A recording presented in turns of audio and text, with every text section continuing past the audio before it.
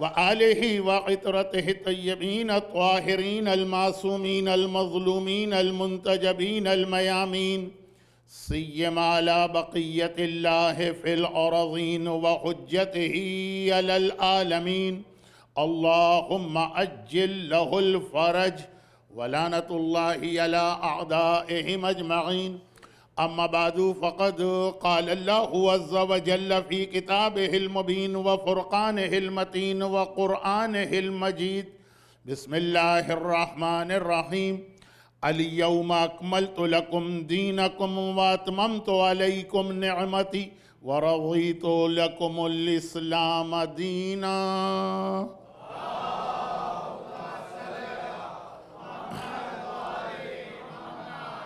سورہ مائدہ کی آیت اور ہمارا اس ایام اعزاں 1437 ہجرہ کے لیے سبجیکٹ اعلان غدیر کے تقاضے۔ لفظ بہت مشکل ہے لیکن آج کی مجلس میں تو ہم اپنے اس موضوع پر یا ٹاپک پر یا سبجیکٹ پر ڈائریکٹ بات کریں گے بھی نہیں، اور جب یہ بات شروع ہوگی تو اس مشکل لفظ کو میں اس وقت آسان کر کے سمجھا دوں گا۔ دیکھیں، اس میں کوئی شک نہیں کہ اسلام ہو کہ شیعت، ہمارا سارا وجود باقی ہے غدیر کے اعلان کی وجہ سے۔ غدیر ہماری زندگی ہے، غدیر ہماری سانس ہے، غدیر ہماری رگ حیات ہے، غدیر اب تک ہمارے باقی رہنے کا سبب ہے۔ خالی خلفائے بنو امیہ اور بنو عباس کے ظالم حکمرانوں ہی نے ہمارے خلاف تلوار نہیں چلائی، پوری ہسٹری، حتیٰ یہ کہ اگر آج بھی آپ دیکھ لیجئے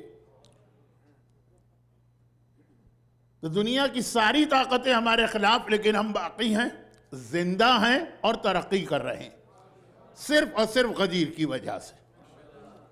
اچھا، اب یہاں پہ ایک بات ذہن میں آ سکتی ہے، اس پر انشاءاللہ پوری ایک مجلس ہوگی آگے چل کر، لیکن فی الحال ایک جملے میں وہ کنفیوژن پیدا ہو سکتا ہے، اس کو دور کر دوں کہ جو جملے میں نے غدیر کے لیے کہے یہ ہماری قوم میں کربلا کے حوالے سے مشہور ہے کہ بھئی کربلا ہماری زندگی، کربلا کی وجہ سے آج تک ہم باقی ہیں۔ کربلا نے یہ جو جنریشن یا سینچریز کا ہمارے خلاف بلڈ شیڈ ہو رہا ہے تو ہم کو بچایا، مگر خود کربلا کیوں ہو؟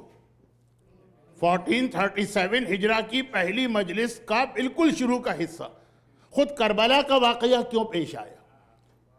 ظالموں کو اس میدان میں اترنے کی ضرورت کیوں پیش آئی؟ غدیر کی وجہ سے۔ آقا حسین کے دو ٹائٹل اور بھی۔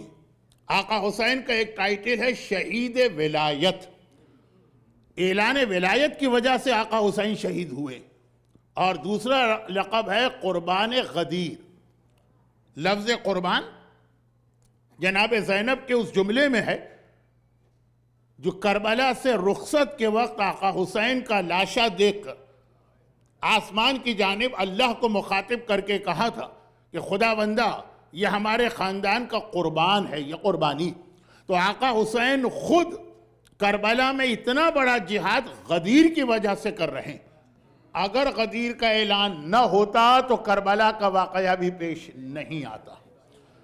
یہ تو میں نے صرف اس لیے ابھی سے کہہ دیا کہ کنفیوژن کریٹ نہ ہو کہ غدیر کے بارے میں جو بات میں نے کہی ہے تو کربلا کے بارے میں کہنا چاہیے، نہیں، اصل واقعہ غدیر۔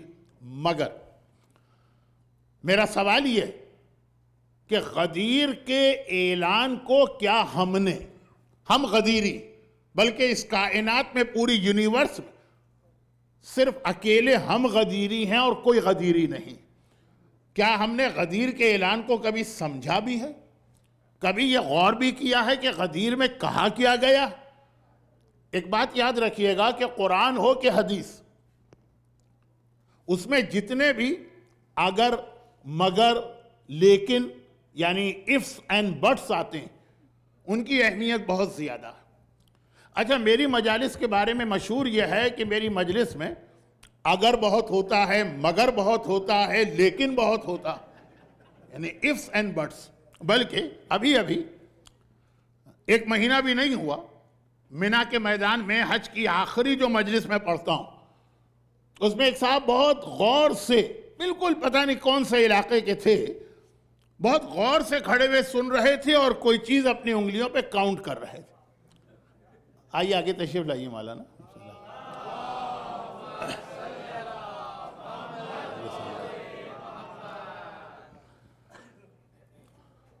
تو میرا تو خیر اب بڑھاپا ہے، آخری عمر ہے، اب تو ممبر بھی ایسا ہوتا ہے کہ اس کے اوپر چڑھنا بڑا مشکل ہو جاتا ہے اس ایج میں. غدیر کا ممبر بھی ہمارا موضوع بنے گا. غدیر کا ممبر کیسا تھا، اور یہ کہ نوجوان علماء کرام کو دیکھ کر بھی یہ ذہن میں جملہ آیا. تو کاؤنٹ کر رہے تھے کچھ مجلس میں کھڑے ہوئے. مینا کے میدان کی جو آخری رات ہوتی، جس کو نتیجے کی رات کہا جاتا ہے، جس رات کو یہ فیصلہ ہوتا ہے کہ کس کا حج اللہ نے قبول کیا ہے اور کس کا حج قبول نہیں کیا، جس رات کو دو فرشتے آ کے ایک ایک حاجی کا چہرہ دیکھتے ہیں اور پھر یہ کہتے ہیں کہ ہاذا حاج و ہاذا لیس بحاج. کچھ لوگوں کو دیکھ کے کہتے ہیں کہ یہ حاجی، اور زیادہ تر لوگوں کو دیکھ کے کہتے ہیں کہ یہ حاجی نہیں. اس رات کی ایک مجلس جو تقریباً 35-40 سال سے میں پڑھتا ہوں، تو ایک صاحب باقاعدہ کاؤنٹنگ کر رہے تھے اور ہر تھوڑی دیر کے بعد اچھل کے اپنے ساتھی سے کچھ کہتے تھے. تو جو ہمارا گروپ آرگنائزر ہے وہ ذرا پریشان ہوا کہ یہ کون صاحب ہیں اور کیا کر رہے ہیں. تو کہا کہ آپ کیا کر رہے ہیں؟ کہا کہ یہ آواز سن کے ہم آ گئے، ہم تو بہت دور دوسرے ٹینٹ میں تھے. یہ آواز ہمیں ان صاحب کی لگی جو اگر، مگر اور لیکن بہت کہتے ہیں، اور میں کاؤنٹ کر رہا ہوں اس مجلس میں اب تک کتنے اگر اور لیکن آئے اور آئے ہیں. وہ باقاعدہ انہوں نے گنتی کر کے بتائے. لیکن مجھ جیسے جاہل کی تقریر میں اگر، مگر، لیکن چھوڑیے. قرآن کلام معصوم، وہاں پر جب ifs and buts آ جائیں تو ان کی اہمیت بہت. ifs and buts کا مطلب ہی یہ ہے کہ پورا پیغام الٹا ہو جاتا.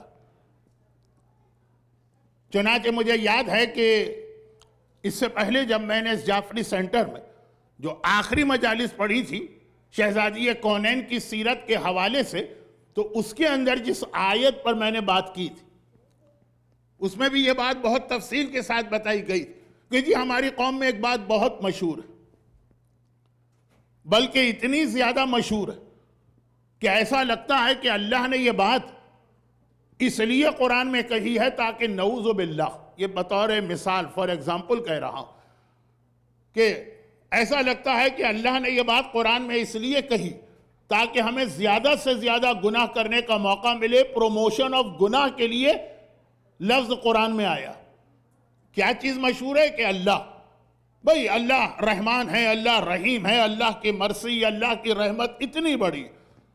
یہ قیامت کے دن مولوی لوگ کوئی تھوڑی حساب کتاب کریں گے، رحمان و رحیم اللہ حساب کتاب کرے گا.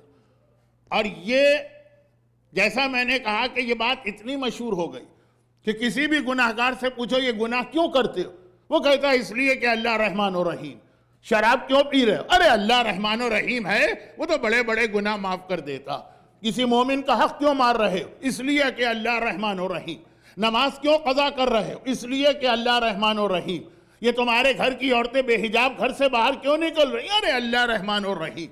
گناہان کبیرہ کرو، بڑے بڑے گناہ کرو، جان بوجھ کے کرو، اور اس کے بعد چلیں گناہ ہو جاتا ہے کبھی بائی مسٹیک، کبھی اگنورنس کی وجہ سے، کبھی جان بوجھ کر ہوتا ہے، لیکن پھر آدمی اپنے اس گناہ پر شرمندگی محسوس کرتا ہے، فیلنگ اے کائنڈ آف ایمبیریسمنٹ، جیسے کل دعائے کمیل میں آپ سنیں گے شب جمعہ.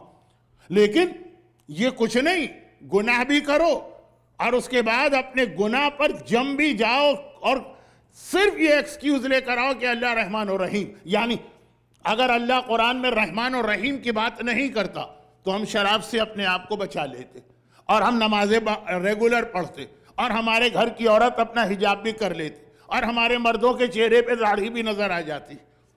یہ 2-3 جملے میں نے اس لیے کہے تاکہ کنفرم ہو جائے کہ صادق حسن نماز پڑھ رہے ہیں، مجلس پڑھ رہے ہیں، ان کی مجلس ہو داڑھی کا ذکر نہ ہے، ان کی مجلس ہو اور حجاب کا ذکر نہ ہے.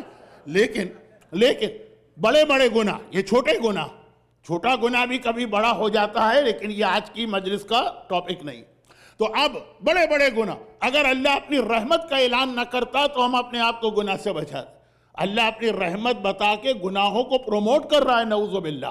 کبھی کبھار کچھ لوگوں کا، کچھ مومنین کا اسٹائل یہ ہوتا، لیکن جیسا کہ میں نے اس سے پہلے جو لاسٹ ٹائم میں نے جعفری سینٹر کا وزٹ کیا تھا، اس وقت پہلی مجلس میں عرض کیا تھا کہ اللہ نے قرآن میں یہ اعلان بھی کر دیا کہ میں رحمان و رحیم تو ہوں، لیکن ہر ایک کے لیے نہیں ہوں۔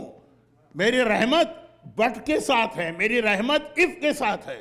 سورہ نساء کی وہ آیت، جس آیت سے پہلے والی آیت 64 آج شاید ہماری مجلس میں آدھی مجلس کے بعد آئے، کیونکہ آج کا ہمارا سبجیکٹ وہی ہے۔ اس کے بعد کی آیت 65، اور اس کا ایک ریفرنس یہ بھی ہے کہ یقیناً اس مجمع میں بھی کچھ لوگ ہوں گے جو اسی سال حج کر کے آئے ہوں گے۔ ہر سال حاجی ہو یا عمرہ کر کے آنے والا ہو، یہ آیت تو اس کو اچھی طرح سے یاد ہوتی، کیونکہ یہ والی آیت قرآن میں تو ہے، مگر رسول خدا کی زیارت کا پارٹ بنا کر ہر اس مومن کو جو زیارت کے لیے مدینے گیا ہے، چاہے حج پہ گیا ہو چاہے عمرے پہ گیا ہو، یہ آیت پڑھوائی جاتی۔ اور ڈیورنگ حج اور عمرہ رسول خدا کی زیارت آدمی صرف ایک بار نہیں پڑھتا، صبح پڑھتا ہے، دوپہر پڑھتا ہے، شام پڑھتا ہے، رات پڑھتا ہے، جتنی مرتبہ حرم میں جاتا زیارت پڑھتا ہے تو یہ آیت پڑھتا۔ اور وہ آیت کیا ہے؟ جس کے اندر اللہ نے اپنی رحمت کا قرآن میں جہاں جہاں اعلان کیا، اس کی ایک بہت اہم کنڈیشن بتا دیا، اف کے ساتھ یا بٹ کے ساتھ۔ وَلَوْ أَنَّهُمْ إِذْ ظَلَمُوا أَنفُسَهُمْ جَاءُوكَ فَاسْتَغْفَرُوا اللَّهَ وَاسْتَغْفَرَ لَهُمُ الرَّسُولُ لَوَجَدُوا اللَّهَ تَوَّابًا رَحِيمًا۔ یہ گناہگار اللہ کو رحیم پائیں گے، اللہ رحیم ہے ان گناہگاروں کے لیے، لیکن وہ لیکن آ گیا، آپ بھی اگر کاؤنٹ کرنا چاہیں تو کاؤنٹنگ شروع کریں، لیکن کنڈیشن یہ ہے کہ اے رسول یہ تیرے پاس آئیں اور تو ان کے حق میں دعا کرے۔ اب دیکھیے رحمت کا کنسپٹ ہی قرآن نے چینج کر دیا۔ اللہ ہر ایک کے لیے رحیم نہیں ہے، اللہ ان کے لیے رحیم ہے جو رسول کے پاس آئیں گے اور رسول کو اپنے اور اللہ کے بیچ میں ایک وسیلہ اور ایک واسطہ بنائے، تب اللہ رحیم ہے۔ اب یہ پہلے گناہگار کہتا ہے کہ اللہ رحیم، میں ہر گناہ کر سکتا ہوں، رسول کو راضی کرنا، رسول کو خوش کرنا، یہ ایک اف یا بٹ آ گیا۔ اب اس آیت پر چونکہ میں 7 دن اپنے لاسٹ وزٹ میں بات کر چکا ہوں تو مزید بات نہیں کرتا، میں تو غدیر خم کے حوالے سے بات کر رہا ہوں۔ غدیر خم میں یہ جو اعلان ہے کہ فَهَذَا عَلِيٌّ مولا، یہ علی مولا، مگر اس سے پہلے کیا کہا گیا؟ علی ہر ایک کا مولا نہیں، علی ہر ایک کے لیے مولا نہیں، علی ہر ایک کا مولا ہے، لیکن علی کی ولایت اسے ملے گی جو اس سے پہلے ایک شرط ہے، من کنت مولا۔ پیغمبر نے کہا پہلا مولا میں ہوں انسانوں میں، اللہ تو ہے ہی ولی، لیکن جس کا میں مولا ہوں اس کے لیے علی مولا۔ رسول کی ولایت کو پہلے ماننا، ولایت رسول، اس کے بعد پھر ولایت علی آ رہی، تو رسول کی ولایت پہلے اور ولایت رسول کے حوالے سے ایک ایسی بات عرض کرنا ہے آج کے دن جس میں اتنے سارے اسلامک ہسٹری کے واقعات میرے ذہن میں ہیں، اور آپ حضرات نے اس میں سے کچھ چیزیں میری مجلسوں میں سنی بھی ہیں، لیکن بہت ہی شارٹ کر کے بات کو پھیلانے کا فائدہ نہیں ہے۔ ولایت رسول پہلے، یعنی اصل ولایت انسانوں میں، اللہ کی ولایت کو چھوڑ رسول کی ہے، اس کے بعد اس ولایت رسول کے نتیجے میں ولایت علی ہمارے سامنے آتی ہے، اور ولایت رسول کا پہلا ریکوائرمنٹ، پہلا تقاضا، اعلان غدیر کے تقاضے، پہلا تقاضا ولایت رسول کا یہ کہ جو رسول کہہ لیں، جو رسول کہہ دیں، جو رسول ڈیسیشن لے لیں، جو رسول ہمیں آرڈر دے دیں، کوئی وائے نہیں چلے گا آنکھیں بند کر کے بلائنڈلی اس کو فالو کرنا۔ آج کل ہمارے ینگسٹر اور یوتھ وہ تو ہماری مجلسوں میں آتے نہیں ہیں due to the communication gap, ان کے لیے تو ہمارے قابل احترام شیخ عباس پنجو صاحب اتنی دور سے تشریف لائے ہیں، لیکن وہ مجلسوں میں نہیں آتے ہیں، پھر بھی ان کا ایک اسٹائل ہوتا ہے اسلام کو سمجھنے کا کہ جی اسلام کی وہ چیز ان کو چاہیے، یا یہ کہیے کہ وہ اسلام کو اس طرح سے انڈرسٹینڈ کرنا چاہتے ہیں کہ بھئی اسلام میں یہ حکم آیا، اس کا فائدہ کیا ہے، اور وہ فلاں چیز جو اسلام نے بتائی ہے آج کی دنیا تو کہہ رہی ہے کہ اس کے اتنے نقصانات ہیں، جو واجبات ہیں اس کے نقصانات. مثلا چھوٹی سی بات،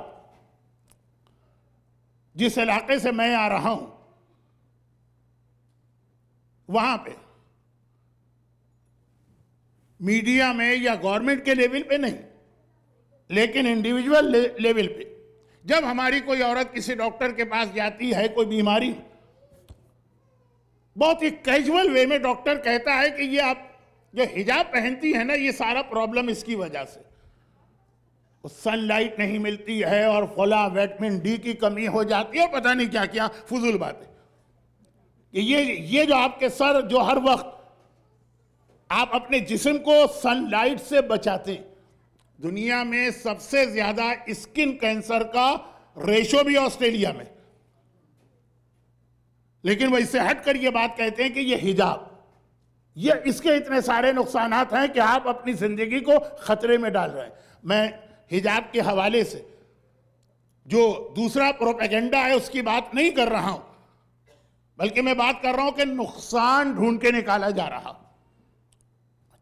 اور اسی طرح اس کے الٹ بھی جو چیزیں اسلام میں حرام ہیں آج کل اس کے بینیفٹ سامنے آ رہے ہیں.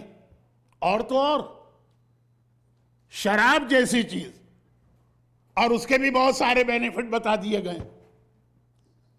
ریڈ وائن کے بغیر کچھ لوگوں کا کھانا ہی ڈائجسٹ نہیں ہوتا. اتنی جنریشن گزر گئی دنیا کی، پتہ نہیں ان کے کھانے کیسے ہضم ہوتے تھے. لیکن اب یہ آج کل ایک چیز نکلی، میوزک کے کتنے فائدے آج کل سامنے آ رہے ہیں. آلدو ایک پوائنٹ میں ضرور مینشن کروں گا کہ دو الگ الگ چیزیں ہیں اسلام میں. حرام جو ہے وہ سنگنگ سانگ، میوزک ہمیشہ حرام نہیں، لیکن بہرحال ہمارے یہاں انڈیا پاکستان میں اس کو مکس اپ کر دیتے ہیں. اور آج اتنا ٹائم نہیں ہے کہ میں اس کو ڈیفرینشیٹ کر کے اپنا پوائنٹ آپ کو سمجھاؤں. تو گانا بجانا یا میوزک آج کل اس کے بہت سارے بینیفٹ سامنے آ رہے ہیں، بلکہ بہت ساری ایسی تھیراپیز ہیں کہ جو بیس ہیں اسی میوزک کے اوپر. اب لمبی چوڑی لسٹ آج کی پہلی مجلس میں بتانے کا فائدہ نہیں کہ شراب ہو یا میوزک ہو یا اور جو چیزیں اسلام نے حرام کی ان کے فائدے سامنے آتے ہیں. جو چیزیں واجب کی ہیں کہا نہیں وہ فلاں واجب میں تو یہ نقصان ہے اور فلاں واجب میں تو یہ نقصان ہے.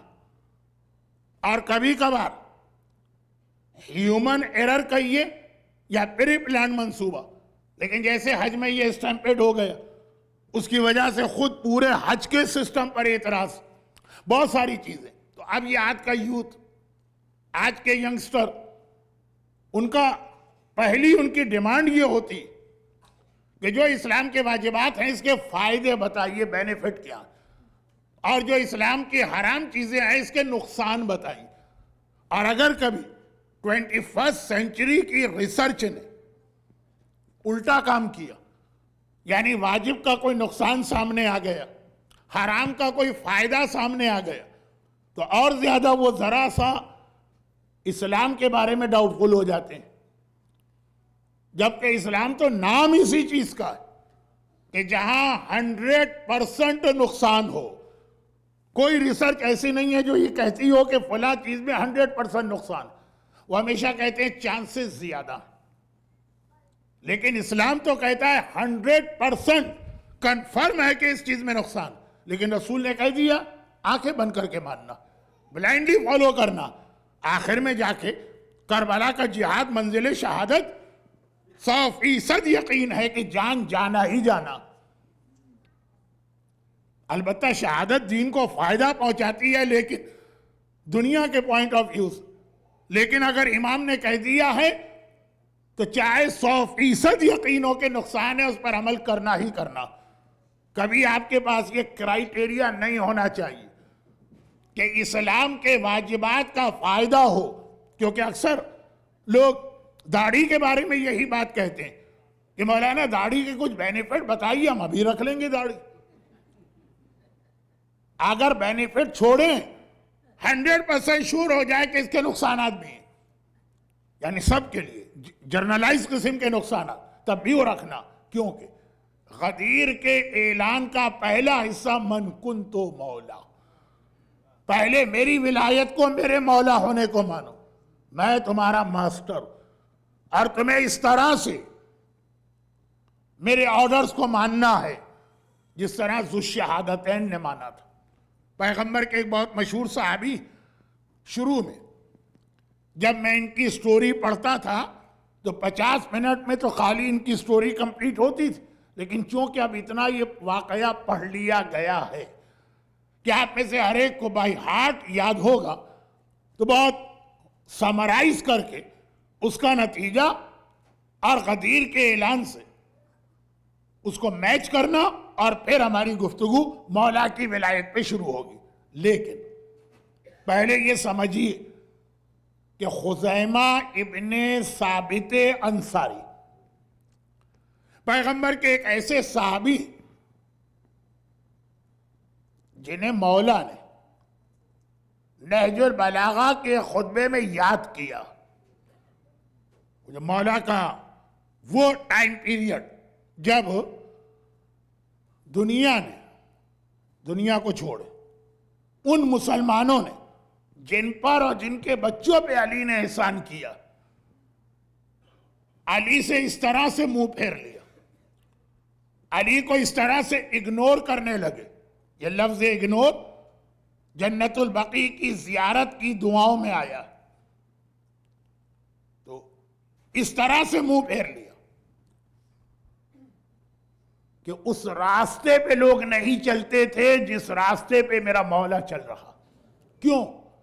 ریزن کیا تھا کہ ہم تو علی کو سلام نہیں کریں گے، لیکن اگر علی نے سلام کر لیا تو کہیں علی کو جواب نہ دینا پڑے، وہ علی کے سلام کا جواب دینے کو تیار نہیں۔ جب وہ حالت تھی تو مولا نے کبھی کنویں میں منہ ڈال کے اپنی فریاد،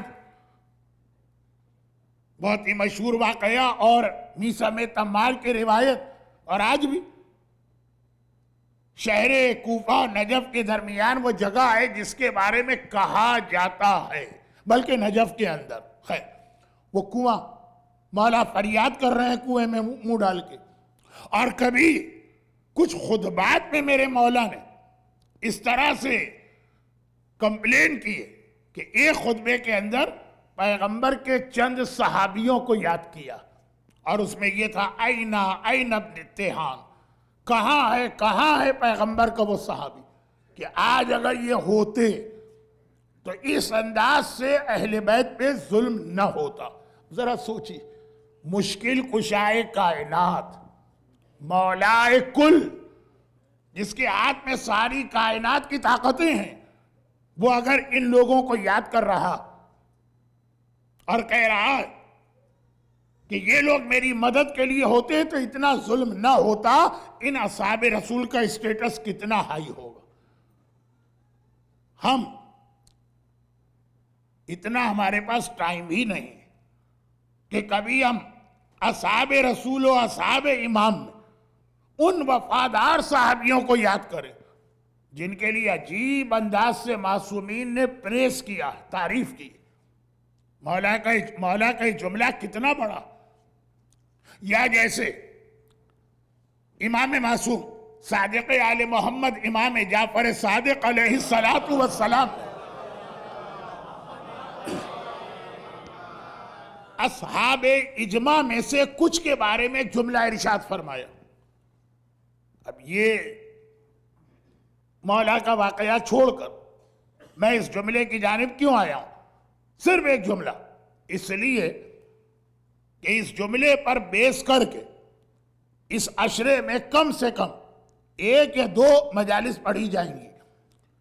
امام کا جملہ اصحاب اجماع میں سے کچھ 18 معصومین ائمہ کے شاگرد ایسے ہیں، ایک اصحاب رسول ہیں وہ الگ کیٹیگری، ایک معصومین کے اصحاب ائمہ کے اصحاب، 18 اصحاب اجماع ہیں، ایک رف فیگر جو اتنے معتبر ہیں کہ اگر کوئی حدیث وہ کوٹ کرے تو اس کے بعد پھر یہ چیک نہیں کیا جاتا ہے کہ اور کون راوی ہے جو انہوں نے کہہ دیا، اتنے سچے کہ ان کا کہا ہوا فرمان کبھی غلط نہیں ہوتا۔ ان میں سے ایک زرارہ محمد ابن مسلم، اور چھٹا امام کہہ رہا ہے لولا امثال ہؤلاء لندرست آثار النبوہ، اگر یہ میری مدد نہ کرتے تو نبی کے سارے آثار دنیا سے مٹ جاتے۔ امام، ہر امام مشکل کشا، ہر امام مولا کل، اور وہ غیر امام اور غیر معصوم۔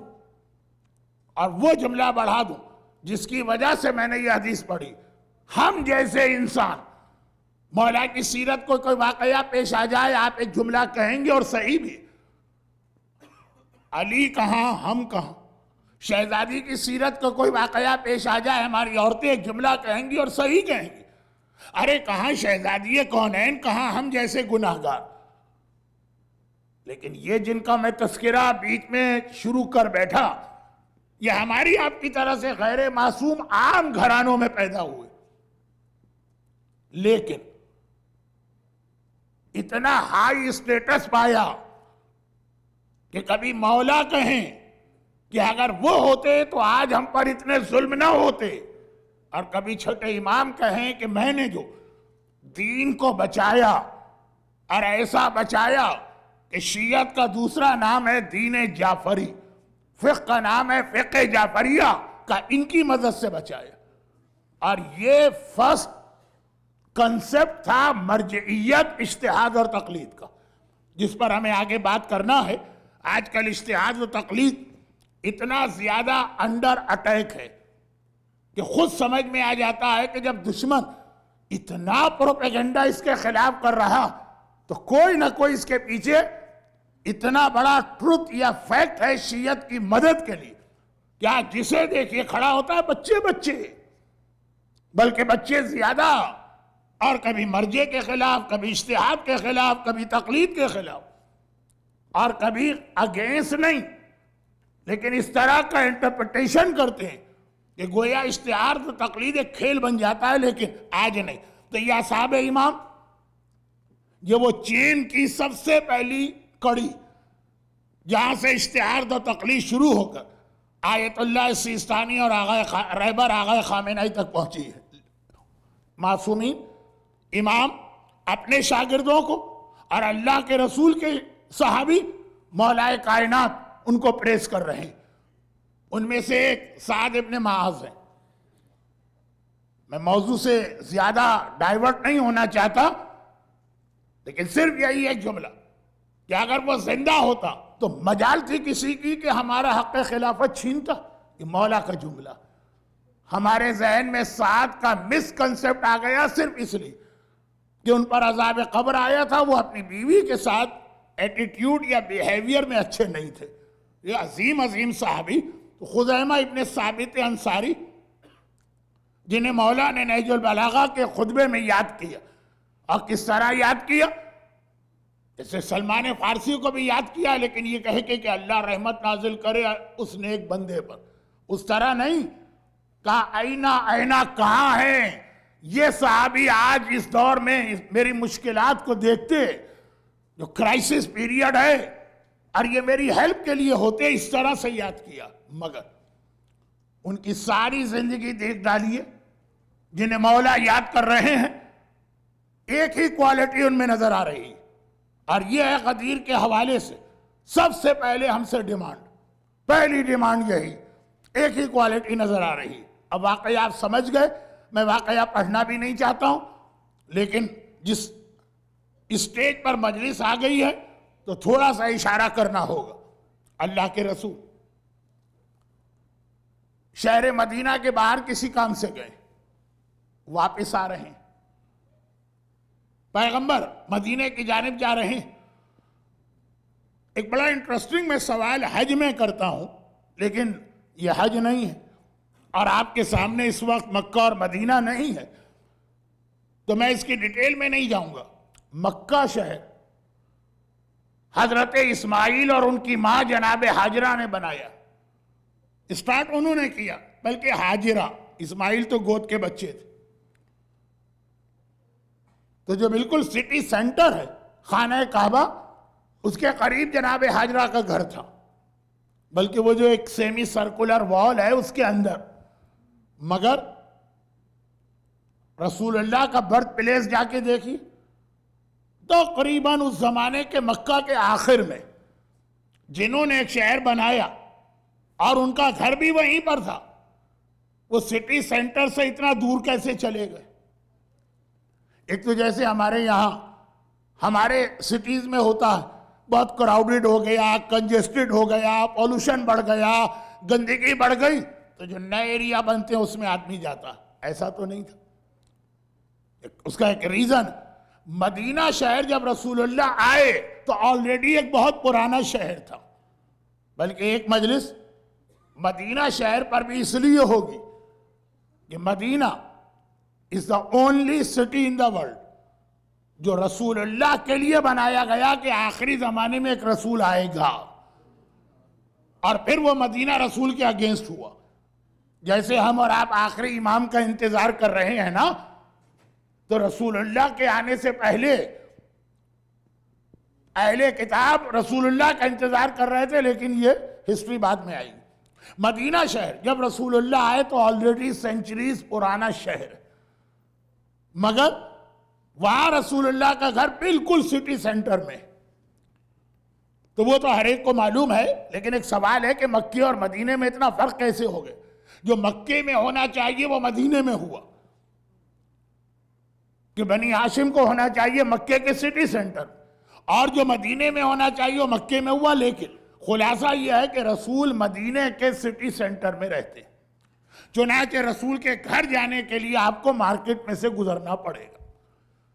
تو پیغمبر کے آگے آگے ایک یہودی بزنس مین جا رہا، اس کا کام ہے کاروں کا، کار کا کام ہے. اس زمانے کی کار ہوتی ہے گھوڑا، اس زمانے کی گاڑی یہی ہے. بہترین گھوڑے بھی ہوتے ہیں جیسے مرسیڈیز وغیرہ ہوتی ہے، اور تھرڈ کلاس بھی ہوتے ہیں، ہر قسم کے ہوتے ہیں. تو اس زمانے کے کار کے بزنس کا مقصد ہے کہ گھوڑے. اب تو آپ امریکہ میں آ گئے، کسی عالم کے پاس آپ کو گاڑی نظر آ جائے یا کار تو آپ کو تعجب نہیں ہوتا. انڈیا پاکستان میں آج بھی لوگ کہتے ہیں کہ علماء کا کام ہے پیدل چلنا. اس کے پاس اگر کوئی کار یا گاڑی آ گئی تو پہلا خیال آتا ہے کہ یہ ہمارے خمس سے دی گئی. اچھا تم نے کتنا خمس دیا؟ 100 روپے دیے. 100 روپے کے اندر یہ 2 لاکھ کی گاڑی. لیکن خیر اب وہ تو شیطان بہت طرح سے بہکاتا ہے. اجتہاد اور تقلید پر جو مجلس ہوگی اس میں مزید اس کی ڈیٹیل آئے گی. لیکن معصومین میں سے ہر ایک کے پاس گھوڑے تھے، اور ایک نہیں کئی گھوڑے تھے. اور ہر ایک کے پاس اونٹ تھے، اور ایک نہیں کئی اونٹ تھے.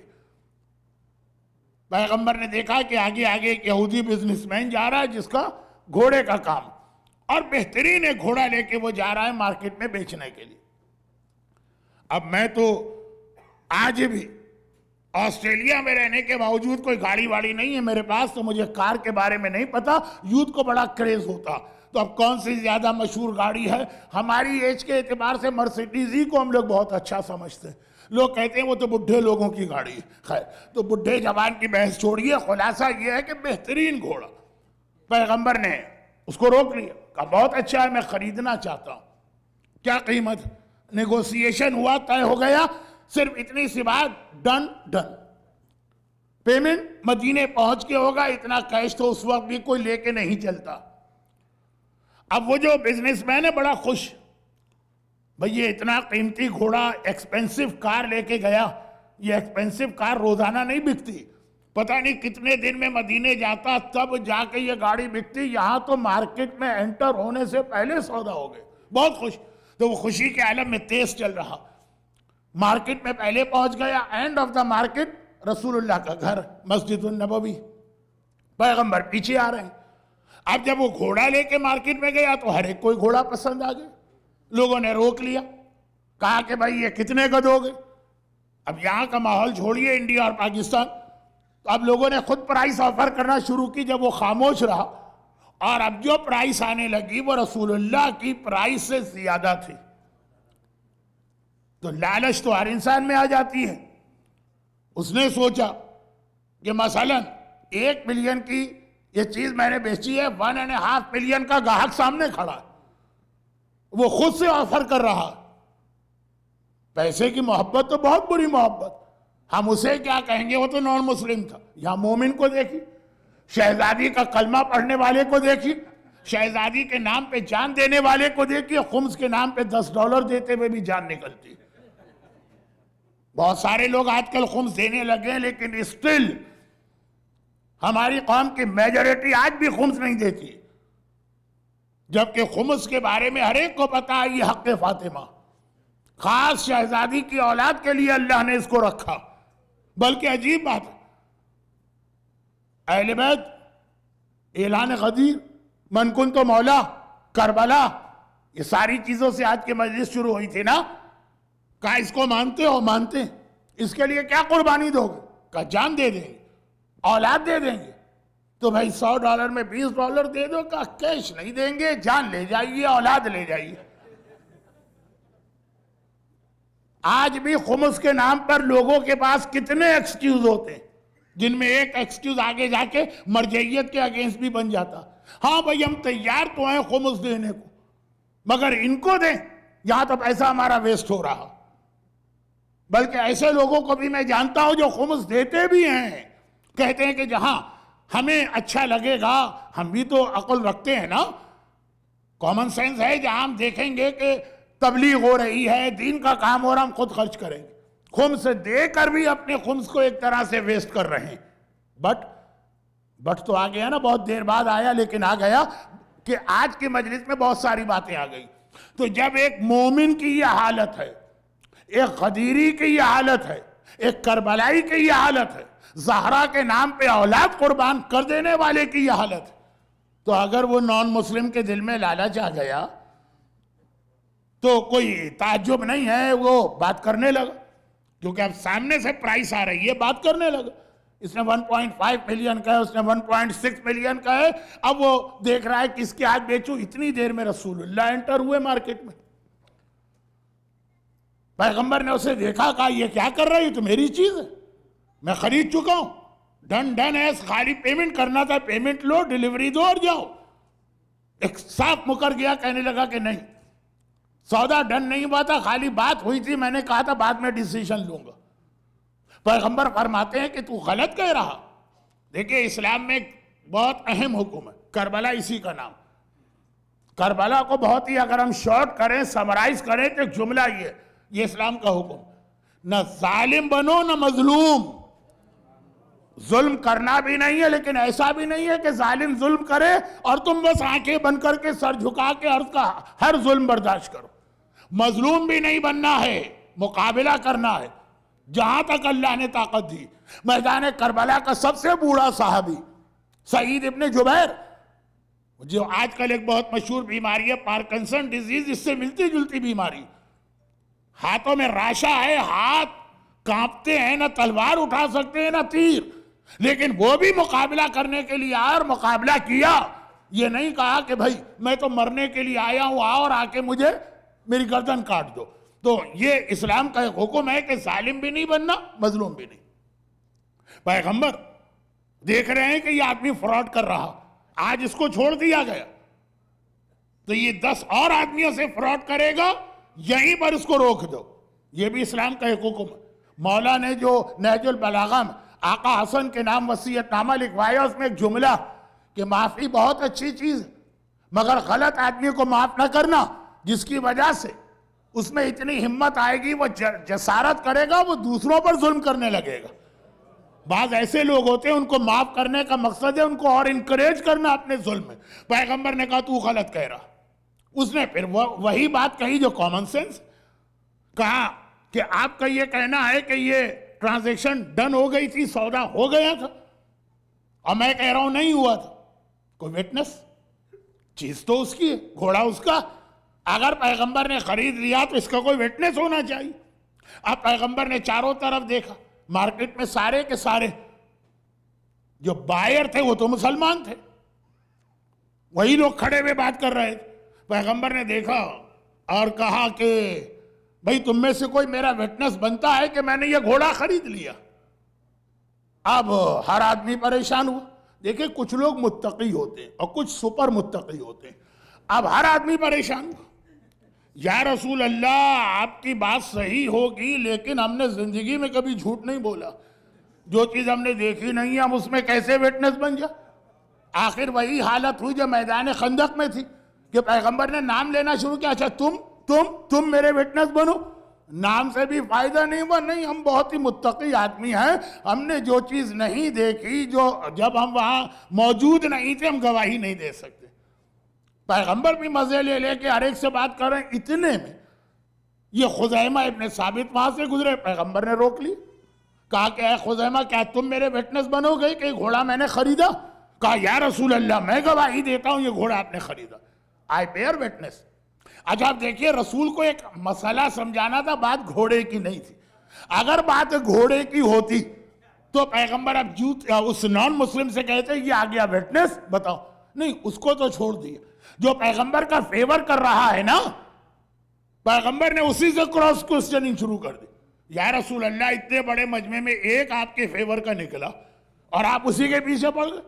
کہا کہ اے خزیمہ تم تو تھے ہی نہیں، مجھے بھی پتا ہے تمہیں بھی پتا ہے، پھر تم نے کیسے گواہی دی؟ لوگ میری مجلس کے بارے میں بھی ایک جملہ کہتے ہیں، کہا رسول اللہ کہا مجھ جیسا جائے. مولانا ہمیں آپ کی مجلس اس لیے اچھی نہیں لگتی کہ دوسرے لوگ آتے ہیں وہ دوسروں کو برا کہہ کے چلے جاتے ہیں. آپ آتے ہیں آپ تو ہم ہی کو برا کہنے لگتے ہیں. تو اب جو آدمی آیا بیٹھا بیچارہ اتنی رات گیا، معلوم اسی کو برا کہا جا رہا ہے. کون سنے گا مجلس؟ لیکن اللہ کے رسول خزیمہ سے کہہ رہے، ان سے کچھ نہیں کہا. جنہوں نے پیغمبر کا فیور نہیں کیا ان سے کچھ نہیں کہا، اس سے کہنے لگے تم نے کیسے گواہی دی؟ کہا یا رسول اللہ میں نے اس لیے گواہی دی کہ یہ تو ایک گھوڑے کا مسئلہ ہے، گھوڑے کی کیا ویلیو ہے. آپ کے کہنے پر بغیر دیکھے ہم نہیں تھے، صرف آپ کے کہنے پر ہم نے اتنی بڑی بڑی باتیں مانی. آپ نے کہا میں رسول ہوں، ہم نے مانا. آپ نے کہا قرآن اللہ کا کلام ہے، ہم نے مانا. آپ نے کہا جنت ہے، ہم نے مانی. آپ نے کہا جہنم ہے، ہم نے مانا. آپ نے کہا قیامت ہے، ہم نے مانا. ہر چیز ہم نے آپ کے کہنے پہ مان لی، اور ایک گھوڑے کے مسئلے پر ہم یہ آرگومنٹ شروع کر دیں کہ ہم تو تھے ہی نہیں، آپ کی بات مانے تو کیسے مانے؟ پیغمبر نے کہا انتا ذو الشہادتین، آج سے تم ایک گواہ دو کے برابر ہو، تمہاری گواہی ایک ہو مگر is equal to 2 یعنی کمپلیٹ گواہی ہے. یہ اسلام ڈیمانڈ کرتا ہے، یہ من کنتو مولا کا مطلب ہے. جو رسول نے کہہ دیا آنکھیں بند کر کے ماننا ہے، فائدہ ہو تو ماننا ہے، نقصان ہو تو ماننا ہے، اس کے بینیفٹ سامنے آئے تو ماننا ہے. ابھی ہڈن ان دا فیوچر بہت ساری اسلام کی چیزیں لوگ کہتے ہیں کہ مولانا آپ کی ہم نے 2-4 مجلسیں سنی جس میں کچھ سائنس وائنس کے ذریعے سے آپ نے کچھ باتیں بیان کی. وہ اپنی جگہ، وقت آئے گا جیسے جوش نے کربلا کے لیے کہا تھا کہ انسان کو بیدار تو ہو لینے دو، ہر قوم پکارے گی ہمارے ہیں شب حسین. اسی طرح سے اسلام کے بارے میں بھی ایک وقت آئے گا، انسان کو کمپلیٹ تو ہونے دو، انسان کی نالج، ہر حکم ہر ایک کی سمجھ میں آئے گا. لیکن ابھی سائنس ہے انکمپلیٹ، اسلام ہے کمپلیٹ. انکمپلیٹ چیز سے آپ کمپلیٹ کو کیسے سمجھ سکتے ہیں؟ بہت ساری چیزیں ابھی فیوچر میں ہیں، لیکن یاد رکھیے ایک وقت آئے گا ہر چیز آپ کے سامنے آ جائے گی. اس وقت اگر ایمان لائے تو کیا فائدہ آج ایمان لانے کا ہے کہ جب ہم کسی پیٹر کی وجہ سے ایمان نہیں لاتے، اسمتھ کی وجہ سے ایمان نہیں لاتے، جان کی وجہ سے ایمان نہیں لاتے، آئنسٹائن کی وجہ سے ایمان نہیں لاتے، محمد کو اللہ کا رسول مان کے آنکھیں بند کر کے ایمان لاتے ہیں. جو اس نے کہہ دیا، نماز کا حکم دیا، داڑھی کا حکم دیا، حجاب کا حکم دیا، مکس ڈرنک کو حرام کیا، میوزک کی جو قسمیں حرام کی، شراب کو حرام کیا، انٹرسٹ کو حرام کیا، سور کو حرام کیا، جو اس نے کہہ دیا آنکھیں بند کر کے ہمیں ایمان لانا ہے، تبھی تو ایمان کا فائدہ ہے، وہی تو اصلی ایمان ہے، وہی تو ریل ایمان ہے۔ ورنہ کئی مثالیں میں دے سکتا ہوں لیکن آج ضرورت نہیں، جہاں اسلام کی وہ چیزیں جن کے فائدے دنیا کے سامنے آ گئے، نان مسلم نے بھی اس کو مان لیا۔ جب فائدہ آئے گا تو ہر آدمی مانے گا، ہر ایک کو فائدہ چاہیے۔ مومن کا تو امتحان یہی ہے، اس وقت مانو، اس وقت مانو جب کوئی نہ مان رہا ہو، اور اس وقت مانو جب صرف اور صرف رسالت و امامت پہ بھروسہ کر کے مانو گے۔ یہ ہے من کنت مولا، یہ ہے فہذا علی مولا۔ تو اب جو کہہ دیا، اور یہی سورہ نساء کی آیت نمبر 64 ہے، اور مزید باتیں آگے بڑھیں گی، لیکن اس میں ایک جملہ میں بہت عجیب کہنے جا رہا ہوں، جس کو آج سمجھاؤں گا نہیں، یہ سمجھاؤں گا میں انشاءاللہ کل یا پرسوں۔ وہ بھی زیادہ ڈیٹیل میں نہیں جاؤں گا کیونکہ میری پچھلے 2-3 سال کی مجلسوں میں اس سبجیکٹ پہ بات ہو گئی۔ اردو زبان کا مسئلہ ہے، اور آپ کی بھاشا غالباً گجراتی ہے یا انگریزی۔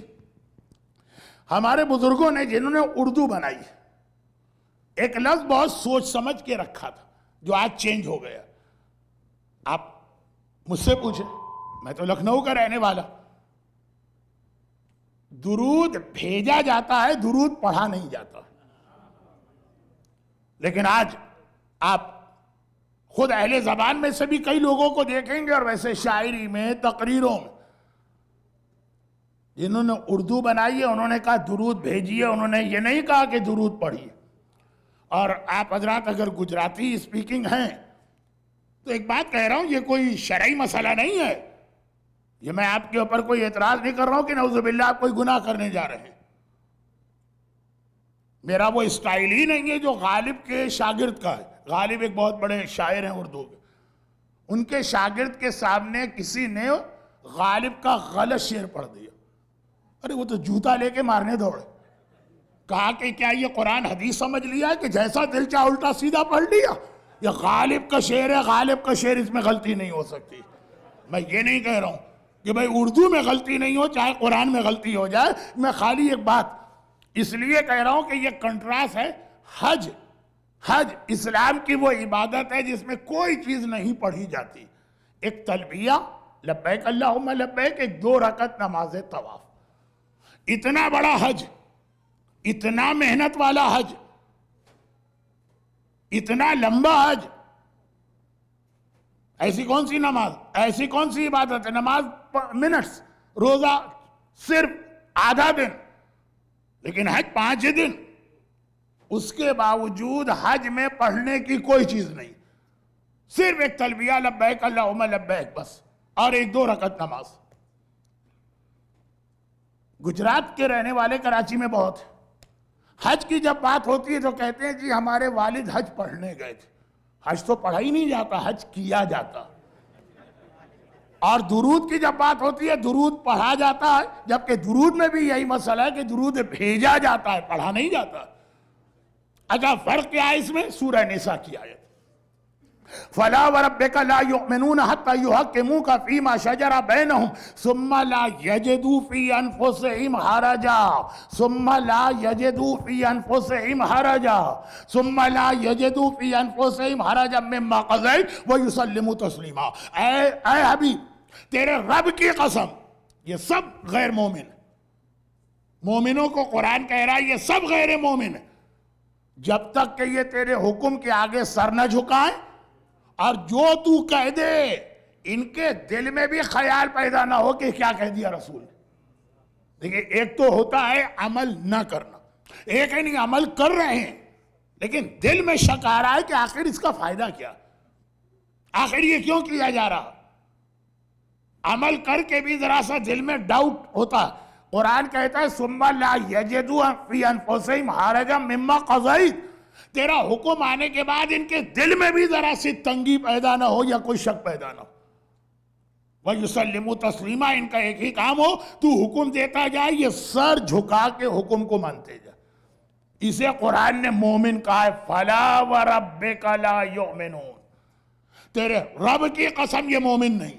اب چھوٹی سی مثال دے دوں. آج بھی اسٹل کتنی ہی ایسی دیندار لیڈیز اور بچیاں ہیں جو اسلام کے اس حکم کو مانتی ہیں کہ اگر نکاح کے موقع پہ کنڈیشن نہ ہو تو ڈیورس یا طلاق کا حق مرد کو ہے، عورت کو نہیں. خدا نہ کرے کہ ہماری کمیونٹی میں اس کی نوبت آنے پائے. جرنلائز ایک بات کر رہا ہوں کیونکہ انڈیا اور پاکستان میں یہ چیز بہت زیادہ بڑھ گئی. تو جو دین سے دور ہیں وہ تو سیدھا سیدھا اعتراض کرتی ہیں یہ کون سا مذہب ہے، یہ کون سا دین ہے، سب مرد کو دے دیا، عورت کے پاس کوئی اختیار نہیں. لیکن متقی، پرہیزگار، دین کو فالو کرنے والی، مگر دل میں یہ شک تو آتا کہ آخر کیا بات ہے کہ شوہر اتنا ظلمی کیا جا رہا ہے پھر بھی ہمارے پاس اختیار نہیں ہے طلاق کا، اس کے پاس. یہ ون وے کانٹریکٹ ان کی سمجھ میں نہیں آتا. آج بھی کتنی ہی ایسی بچیاں، بھئی طلاق تو ریئر کیس.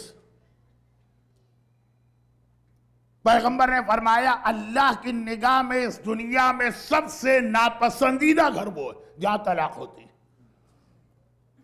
اللہ کی نگاہ میں سب سے زیادہ برا گھر. لیکن جو دوسری مثال میں دے رہا ہوں کہ باپ مر گئے، بیٹی کو آدھا حصہ ملے گا، اس کے سگے بھائی کو ڈبل حصہ ملے گا. دونوں ایک ہی باپ کی اولاد ہے، دونوں کا سیم رشتہ ہے، اس سے وہ باپ ہے، یہ بیٹے، یہ اولاد ہے. صرف لڑکا ہونے کی وجہ سے وہ ڈبل حصہ لے گیا اور تو کوئی چیز نہیں ہے اس میں. تو آج بھی بھئی موت تو ہر گھر میں ہوتی، طلاق تو ریئر کیس ہے، یہ تو ریئر نہیں ہے، یہ تو روزانہ پیش آنے والا مسئلہ. آج بھی کتنی ہی ایسی بچیاں جو دیندار، شریعت کا حکم ہے، اللہ نے کہا ہے، رسول نے کہا ہے، مانیں گے، نہیں لیں گے زیادہ حصہ، چاہے کہیں پر کوئی لا وغیرہ سے ان کو مل بھی رہا ہو، نہیں لیں گے. لیکن دل میں خیال آتا ہے کہ واہ، یہ کون سا دین ہے کہ جہاں پہ صرف جینڈر کے بیسس پہ وہ ڈبل لے کے جا رہا. ہاں اگر یہ کہا جائے کہ اس نے ماں باپ پہ زیادہ خرچ کیا تو اس کو ڈبل دو.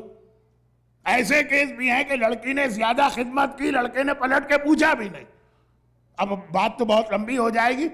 قرآن نے کہا کہ مومن ہونے کی پہلی شرط یہ ہے کہ ثم لا یجدوا فی انفسہم حرجا مما قضیت. جو رسول نے کہہ دیا آنکھیں بند کر کے ماننا ہے، دل کو بھی ایسا بنا لو.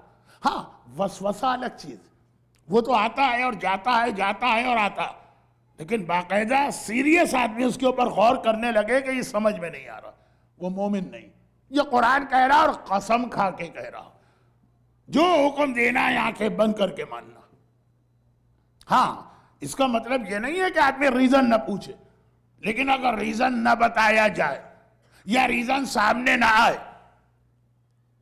تو اپنے ایکشن میں کمی نہ کرے اور دل کے اندر کوئی شک پیدا نہ ہونے پائے. اور اس کی بہترین مثال اگر آپ کو دیکھنا تو کربلا کا واقعہ. ایسے مومن جو آنکھیں بند کر کے حکم رسول مان رہے ہیں، اس کا بیسٹ ایگزامپل یا ماڈل آپ کو کربلا میں ملے گا. کہیں پہ کوئی ڈاؤٹ ہوا، کہیں پہ کوئی آرگومنٹ ہوا؟ امام کی فوج کی بات کر رہا ہوں. مرد تو مرد، عورتوں تک کی یہ حالت ہے کہ جو امام کہہ دے بس ختم بات. ایک روایت ہمارے یہاں پاکستان میں بہت پڑھی جاتی ہے.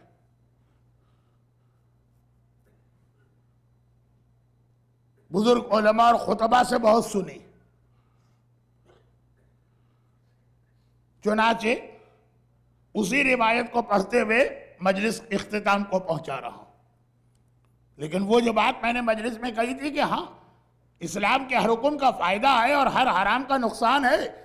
ابھی انسان کو بیدار تو ہو لینے دو، ایک بار اس کی نالج کمپلیٹ ہو تو ہر چیز کو باقی دنیا بھی مانے گی. انکمپلیٹ ہے اس لیے پرابلم آ رہے ہیں، نالج انکمپلیٹ. ہر چیز کا کوئی ریزن ہے اسلام میں، لیکن ہر چیز ہم کو ابھی بتائی نہیں گئی. کربلا آنکھیں بند کر. حسین نے کہا یہ میرے ساتھ چلیں گے، وہ فوراً تیار ہو گئے، اور یہ نہیں چلیں گے. یہ بہت بڑا امتحان تھا. کسی ایسی فیملی میں دیکھیے کہ سارے فیملی ممبرز کسی سفر پہ جا رہے ہیں اور کسی ایک کو روکا جا رہا ہے. اردو میں کہتے ہیں اس کا دل چاہ رہا ہے، ہندی میں کہیں گے اس کا من چاہ رہا ہے، لیکن روکا گیا تو وہ رک گیا. اور پھر یہ بھی ذہن میں رکھیے گا، یہ بات بھی ہو رہی ہے بہت چھوٹی بچی کی.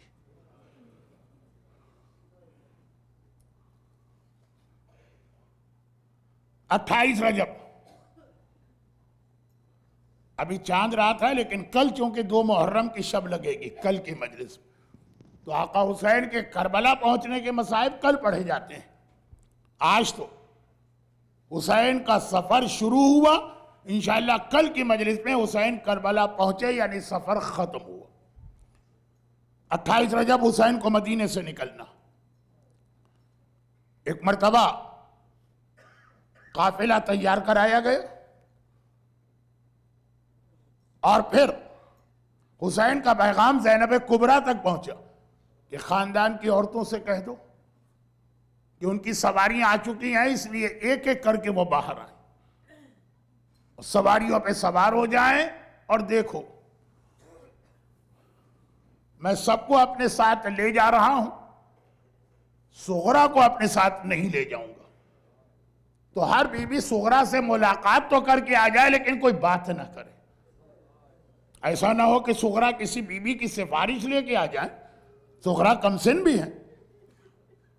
حسین سب کو اپنے ساتھ لے جانا چاہتے ہیں، صغرا کو نہیں لے جانا چاہتے ہیں. وائی؟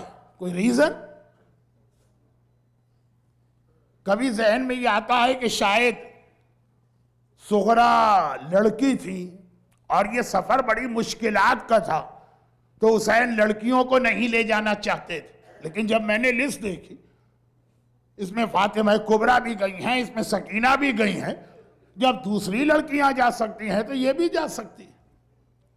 کبھی دل میں خیال آتا ہے کہ صغرا تو بیمار ہیں، مگر جب میں نے دیکھا کہ آگے چل کے میرا آقا سجاد تو اس سے زیادہ بیمار ہونے والا، جب زیادہ بیمار جا سکتا ہے تو یہ صغرا کی تو بیماری بھی آخری اسٹیج پر اب ٹھیک ہو رہی.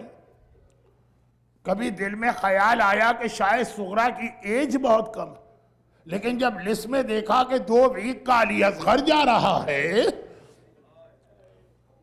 تو صغرا علی اصغر سے تو بڑی ہے، تو آقا وجہ کیا ہے؟ یہ ہمارے ذہن میں بھی آیا، صغرا کے ذہن میں بھی آیا ہوگا، لیکن بابا کا حکم آ گیا. صغرا نے بابا سے کوئی بات نہیں کی. دل میں خیال ہے کہ بیویاں آئیں گی، ماں بھی آئے گی، پھوپھی بھی آئے گی، بہنیں بھی آئیں گی، ان میں سے کسی سے کہوں گی کہ میری سفارش کر دے. لیکن ہر بیوی آتی ہے، امام کا حکم ہے اس لیے اتنا جلدی آتی ہے اور خدا حافظ کہہ کے چلی جاتی ہے کہ صغرا کو موقع ہی نہیں ملتا کہ کسی سے سفارش کی بات کر. اور جب ساری بیویاں چلی گئیں جلدی سے مل کر تو آخر صغرا نے دیکھا میری مہربان پھوپھی ثانیہ زہرا زینب کبریٰ میرے حجرے میں داخل ہو گئی. صغرا کو پتا ہے کہ اگر زینب چلی گئی تو پھر کوئی سفارش کرنے والا نہیں. تو ادھر زینب نے بچی کے سر پہ ہاتھ رکھا، کہا صغرا بیٹی ہم سفر پہ جا رہے ہیں، چند دنوں بعد آئیں گے، خدا حافظ. صغرا نے تڑپ کے پھوپھی کا دامن پکڑ لیا اور کہا پھوپھی اماں بابا سے سفارش کر دیجئے، مجھے اکیلا چھوڑ کے نہ جائیں، مجھے ساتھ لے کے جائیں. اچھا آپ کو معلوم ہے کہ زینب کبریٰ کا ٹائٹل ہے شریکت الحسین، حسین کے جہاد میں حسین کی مددگار ہیں. تو اس وقت زینب حسین کی مددگار بن کے سامنے آئی. کہا صغرا گھبراؤ نہیں، چند دنوں کی بات تو ہے، ہم جا رہے ہیں پھر واپس آ جائیں گے. تسلی دے رہی ہیں بچی کو. لیکن صغرا تڑپ کے عجیب بات کہتی ہے پھوپھی اماں مجھے پتا ہے کہ آپ تو واپس آئیں گی، میرا بابا واپس نہیں آئے گا. ننھی بچی باپ کے بارے میں ایسا جملہ کہہ دے. زینب گھبرا گئی، صغرا یہ کیا کہہ رہی ہے؟ کہا پھوپھی اماں میری طبیعت تو ٹھیک ہے لیکن کل رات کو میرا دل گھبرا رہا تھا. آدھی رات کے بعد میری آنکھ کھل گئی, سارے گھر والے سو رہے تھے. میں حجرے سے نکل کے صحن میں گئی, میں نے دیکھا صحن کی دیوار کے ساتھ ایک سیاہ پوش بی بی بیٹھی ہیں اور بار بار کہہ رہی ہیں, ہائے میرا لال, ہائے میرا حسین. پھوپھی اماں میں پہچان گئی یہ میری دادی فاطمہ زہرا ہیں جو میرے بابا کا ماتم کر رہی. پھوپھی اماں میرا بابا واپس نہیں آئے گا, مجھے ساتھ لے چلی. ماں کا نام سنا اب تو زینب بھی بے چین ہو گئی. کہا سغرا بیٹی چل میں تیری سفارش کرتی. یہ کہے کہ سغرا کو لے کے حسین کے حجرے میں آئیں. حسین نے دور سے یہ منظر دیکھا. ابھی زینب نے کچھ کہا بھی نہیں تھا, حسین نے روک دیا. حسین نے کہا زینب میں سمجھ گیا سغرا کو لے کے کیوں آ رہی. آپ کو یاد آ رہا ایسا ہی ایک جملہ حسین نے ایک بار اور بھی کہا تھا. آج مدینے میں 28 رجب کو کہہ رہے ہیں اور کل کربلا میں 10 محرم کی سپہر کو کہا تھا. جب سکینہ نے کہا تھا چچا عباس آئیے میں آپ کی سفارش کرتی ہوں, بابا نے آج تک میری کوئی بات نہیں ٹالی ہے, میں بابا سے کہے کہ آپ کو مقتل میں جانے کی اجازت دلواؤں گی. اور وہاں بھی حسین نے کہا تھا سکینہ عباس کی سفارش نہ کرنا, لیکن وہاں جملہ کچھ اور تھا. سکینہ اگر چچا کی ابھی سفارش کی بعد میں چچا بہت یاد آئے گا. جب تماچے لگ رہے ہوں گے, جب بدن پہ کوڑے پڑ رہے ہوں گے, یہی چچا یاد آئے گا جس کی سفارش کر رہی ہے. انشاءاللہ وہ تو 7-8 محرم کی مجلس میں تفصیل آئے گی. آج اتنی سی بات. حسین نے دیکھا زینب میں سمجھ گیا سغرا کو لے کے کیوں آ رہی ہو. دیکھ سغرا کی سفارش نہ کرنا, تیرا بھائی تیری ہر بات مانے مگر سغرا کی سفارش نہیں. زینب گھبرا گئی, کہا بھیا میری بچی نے قصور کیا کیا ہے کہ سب کو لے جا رہا ہے, اسے نہیں لے جا رہا. حسین نے جواب دیا زینب زینب زینب تجھے پتا ہے نا میرے بعد کیا ہونے والا. بعض علماء تو یہاں تک کہتے ہیں کہ میرا مولا بچپنے میں زینب کو جب بہت چھوٹی تھی نماز فجر کے بعد مکان کے صحن میں لے کے اتنا ٹہلا کرتا تھا کہ زینب کے گھٹنے دکھنے لگتے تھے. ایک دن کہا بابا آپ مجھے اتنا کیوں چلا رہے ہیں. علی نے کہا زینب آج مشق کر لے, کل کربلا کی شام غریبہ یہی مشق کام آئے گی جب تیرے سوا لٹے قافلے کا پہرا دینے والا کوئی نہ ہوگا. زینب کو سب کچھ بتا چکے ہیں میرے مولا. حسین نے کہا زینب تجھے پتا ہے نا میرے بعد کیا ہوگا. میں اپنی ہر بیٹی کو کوفے اور شام کے بازاروں اور درباروں میں بے مقنا و چادر کے دیکھ لوں, لیکن سغرا کو بے مقنا و چادر کے نامحرموں کے درمیان نہیں دیکھ سکتا. مولا آخر وجہ کیا ہے. حسین کہیں گے وجہ یہ کہ میری باقی بیٹیاں یا میرے نانا رسول خدا کی شبیہ ہیں یا میرے بابا علی مرتضیٰ کی شبیہ ہے, لیکن میری فاطمہ صغرا میری ماں فاطمہ زہرا کی شبیہ ہے. حسین فاطمہ زہرا کی تصویر نامحرموں کے درمیان کوفے اور شام کے بازاروں میں بے مقنا و چادر. اجرکم علی اللہ الا ولعنت اللہ علی اعدائہم اجمعین. پروردگارا میرے مظلوم آقا اور میری مظلومہ شہزادی زینب کبریٰ اور صغریٰ کے ان مصائب کا واسطہ جو لوگ آج کی مجلس میں موجود ہیں, ان مومنین اور مومنات کو, ان کے گھروں کو, ان کے گھر والوں کو, ان کی اولادوں کو دنیا اور آخرت کی ہر مصیبت و پریشانی سے محفوظ فرما. پروردگارہ حسین کے بچوں کی بھوک اور پیاس کا واسطہ صاحبان ایمان کو روزی کے ہر امتحان سے محفوظ فرما. خداوندہ رباب کے اصغر کا واسطہ جو بے اولاد ہیں انہیں صاحب اولاد بنا, جو صاحب اولاد ہیں ان کی اولاد کی حفاظت فرما. لیکن اگر تیرے دین کو ضرورت ہو تو ہم کو یہ جذبہ عطا فرما کہ اپنے ہاتھ سے اپنی اولاد تیرے دین پہ قربان کر دیں. دنیا بھر میں جہاں جہاں مظلوم شیعان حیدر کرار ہیں, پروردگارہ ان سب کی حفاظت فرما اور ظالموں کو نیست و نابود فرما. خدا بندہ ہم سب کو سیرت اہل بیت پہ چلنے کی توفیق عطا فرما.